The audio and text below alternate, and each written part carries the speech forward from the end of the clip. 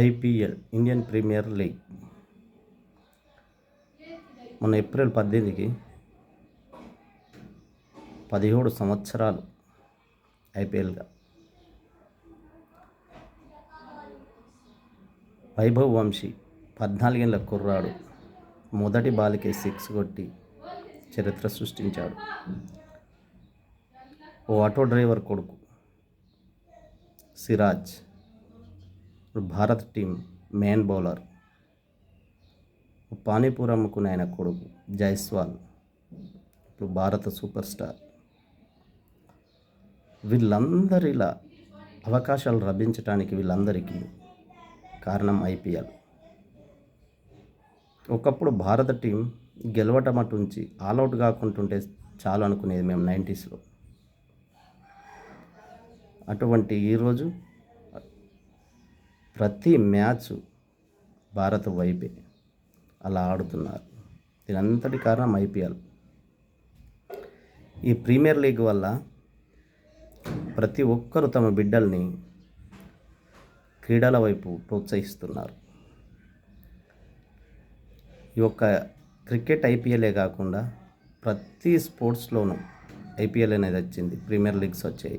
Kabaddi, volleyball, hockey, ప్రతి దాంట్లో football, volleyball, ప్రతి విషయంలో. దీన్ని ఎంత గొప్పదంటే ఐపీఎల్ ప్రతి విషయంలో కొన్ని సైడ్ ఎఫెక్ట్స్ ఉంటాయి, అది వేరే విషయం. ఇంత గొప్ప ఐపీఎల్కు కారణం ఎవరో తెలుసా? లలిత్ మోడీ, అప్పటి బీసీసీఐ ఉపాధ్యక్షుడు. ఎంత గొప్ప ఆలోచన ఇది! ఈరోజు క్రీడా వ్యవస్థనే మొత్తం మార్చేసింది. మా చిన్నప్పుడు క్రీడలు అంటే ఏముంది అక్కడ 16 మందికి మనకు అవకాశం ఉంటుందో లేదో, అలా ఫైనల్గా 11 మంది ఉంటారు. అందులో నీకు క్రికెట్లో ఎక్కడ అవకాశం దొరుకుతుంది? మంచిగా జాబ్ చేసుకో అనే స్థితి నుంచి పిల్లల్ని వాళ్ళకి ఇష్టమైన ఆటలో ప్రోత్సహించడానికి కారణం ఈరోజు ఐపీఎల్. అటువంటి ఐపీఎల్ ఆలోచన, గొప్ప ఆలోచన లలిత్ మోడీ బుర్రలోంచి వచ్చింది. ఎంత గొప్ప ఆలోచన! కానీ ఈరోజు లలిత్ మోడీ పేరు ఎక్కడ వినబడట్లేదు, ఎక్కడ కనిపించలేదు, అసలు మన దేశంలోనే లేడు. మరి ఇంత గొప్ప ఆలోచన చేసిన వ్యక్తికి చరిత్రలో ఎందుకు పేరు లేదు అని అంటే, ఆలోచనలు గొప్ప అందరూ చేస్తారు.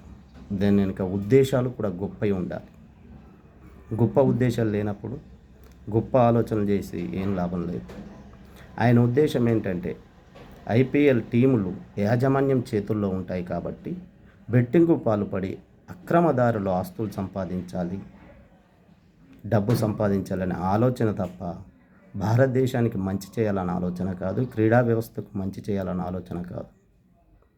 కొన్నిసార్లు గొప్ప ఆలోచనలు చేసి ఇలా మరుగున పడిపోయిన వాళ్ళు చాలామంది. చరిత్రలో నిలబడాలంటే గొప్ప ఆలోచనలే కాదు, గొప్ప ఉద్దేశాలు కూడా ఉండాలి వాటి వెనుక. అలాంటి గొప్ప ఉద్దేశాలు ఉన్నవారు మాత్రమే చరిత్రలో నిలబడతారు. కాబట్టి గొప్ప ఆలోచనలు ఎవరైనా చేస్తారు, అది పెద్ద విషయం కాదు. దాన్ని ఆచరణలో పెట్టాలి. దాని వెనుక గొప్ప ఉద్దేశాలు ఖచ్చితంగా ఉండి తీరాలి. జై హింద్, జై భారత్.